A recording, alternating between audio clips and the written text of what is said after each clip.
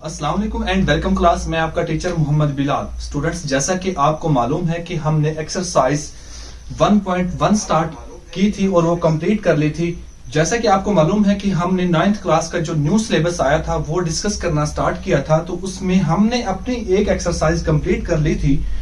तो हमने एक्सरसाइज 1.2 का एक जीरो लेक्चर भी डिस्कस कर लिया था, जिसमें मैंने आपको बताया था कि चीजें किस तरह से इस एक्सरसाइज के अंदर कौन कौन सी चीजें यूटिलाइज होंगी, वही चीजें हमने डिस्कस की थी। तो आज इस एक्सरसाइज का हम एक्सरसाइज 1.2 का लेक्चर नंबर 1 डिस्कस करेंगे, जिसमें हम क्वेश्चन नंबर 1 के कुछ पार्ट करेंगे और बाकी इस तरह नेक्स्ट वीडियोस में डिस्कस करेंगे। तो चलते हैं आज की क्वेश्चन की तरफ। आज का जो क्वेश्चन है स्टूडेंट्स हमारे पास वो है क्वेश्चन नंबर 1 एक्सरसाइज 1.2 का। उसमें वो ये कह रहा है कि आपने क्या करना है, रैशनलाइज द डिनोमिनेटर। मैंने आपको पिछली वीडियोस में बताया था कि डिनोमिनेटर और न्यूमिनेटर क्या होता है। सबसे पहले आपको पता होना चाहिए कि डिनोमिनेटर क्या होता है और न्यूमिनेटर क्या होता है। हम जानते हैं कि जो किसी भी ये जो ऊपर वाली वैल्यूज होती है इसको हम क्या कहते हैं, न्यूमिनेटर।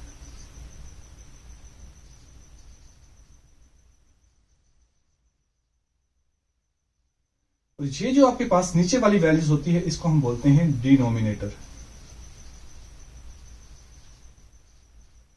ठीक है स्टूडेंट्स, तो इसको हमने सोल्व किस तरह से करना है, हमने रैशनलाइज करवाना है। किसको, डिनोमिनेटर को रैशनलाइज करना है।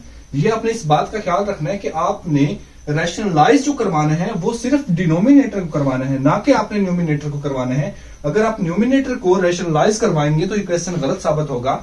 तो इसलिए आपने इस बात का ख्याल रखना है कि इसको सॉल्व करने के लिए आपने सिर्फ और सिर्फ डिनोमिनेटर को क्या करना है, रैशनलाइज करवाना है। तो चलते हैं हम क्वेश्चन नंबर 1 की तरफ। क्वेश्चन नंबर 1 है 13 डिवाइडेड बाय 4 प्लस √3। हम जानते हैं कि किसी भी चीज को रैशनलाइज करवाने के लिए हम क्या करते हैं, उसके कॉन्जुगेट से डिवाइड भी करवा देते हैं और मल्टीप्लाई भी करवा देते हैं। अब कॉन्जुगेट कैसे लिया जाता है, अगर आपके पास दरमियान में प्लस की वैल्यूज आ रही हैं तो हम प्लस को चेंज कर देते हैं माइनस में। अगर माइनस आ रहा है तो माइनस को हम चेंज कर देते हैं प्लस में। तो हमने सेम यही प्रोसेस किया। 13 डिवाइडेड बाय आ रहा था 4 प्लस √3, इसको हमने मल्टीप्लाई और डिवाइड करवा लिया। किसके साथ, इस डिनोमिनेटर के कॉन्जुगेट के साथ। इसका कॉन्जुगेट हमारे पास था 4 माइनस √3 डिवाइडेड बाय 4 माइनस √3। जैसे ही हमने इसको डिवाइड और मल्टीप्लाई करवाया तो नीचे आपके पास एक फार्मूला बन गया है जो कि है a plus B into A minus B is equal to होता है a का स्क्वायर माइनस b का स्क्वायर। तो ऊपर ये 13 इसके साथ सिंपल मल्टीप्लाई होगा, तो नीचे हमने ये फार्मूला बन रहा था तो इसको क्लोज करवा लिया इस फॉर्म में। ठीक है, यानी कि a का स्क्वायर माइनस b का स्क्वायर, इट मीन 4 का स्क्वायर माइनस √3 का स्क्वायर। तो ये आपके पास आ जाएगा। 4 का जब स्क्वायर करेंगे, ये जो स्क्वायर और स्क्वायर रूट आपस में कैंसिल आउट हो जाएंगे, तो 4 का स्क्वायर होता है 16, 16 माइनस 13 आपके पास आ जाएगा। तो 16 माइनस यहाँ पे बल्कि 13 नहीं आएगा, यहाँ पे आ जाएगा 16 माइनस 3 आएगा। ठीक है, क्योंकि 30 नहीं है यहाँ पे। 3 का जब हमने स्क्वायर और स्क्वायर रूट कैंसिल आउट किया तो यहाँ आ गया 16 माइनस 3। तो आपके पास 16 माइनस 3 करेंगे तो यहाँ पे 13 बचेगा। ये 13 इस 13 से कैंसिल आउट हो जाएगा, बाकी आपके पास आ जाएगा 4 माइनस √3। इसी तरह इसका सेकंड पार्ट है √2 प्लस √5 डिवाइडेड बाय √3। इसको किस तरह से रैशनलाइज करेंगे, आप जानते हैं कि डिनोमिनेटर में सिर्फ एक वैल्यूज है।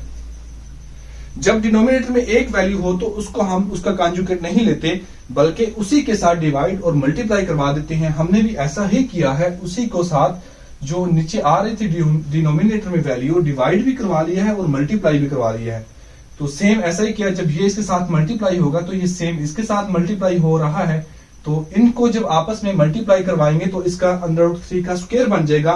√3 का स्क्वायर और स्क्वायर रूट आपस में कैंसिल आउट हो जाएंगे, बाकी आपके पास क्या रह जाएगा, √2 प्लस √5। जब आप इसको अंदर मल्टीप्लाई करवाएंगे, ये 2 3 से मल्टीप्लाई होगा तो बन जाएगा 6, √6 प्लस √15 डिवाइडेड बाय 3।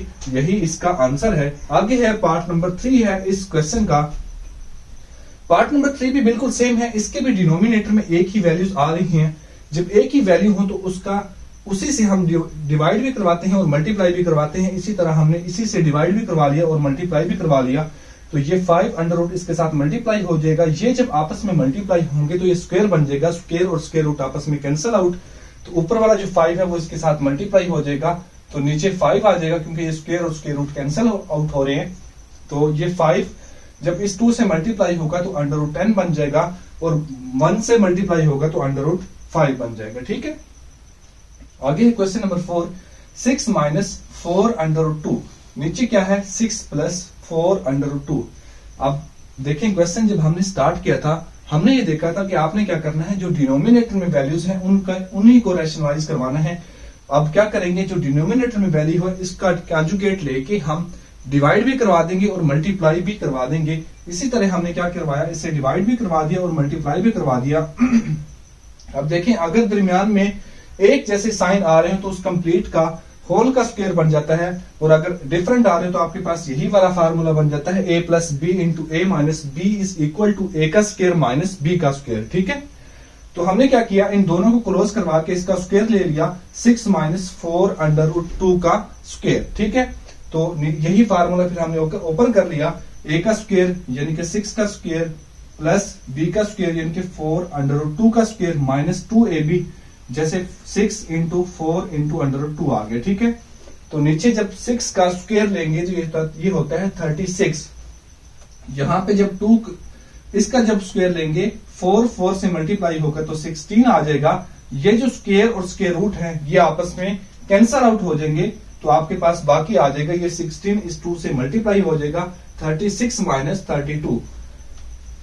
ऊपर भी सेम इसी तरह करेंगे, 6 का स्क्वायर लेंगे तो 36 प्लस ये जो 16 बना था इस 2 से मल्टीप्लाई होगा तो 32 आ जाएगा, और ये जब इससे मल्टीप्लाई होगा ये 2 इससे मल्टीप्लाई होगा तो आपके पास 12 आ जाएगा, 12 4 से मल्टीप्लाई होगा तो 48 आ जाता है। ठीक है, ऊपर आपके पास आ जाएगा 68 माइनस 48 अंडर रूट 2।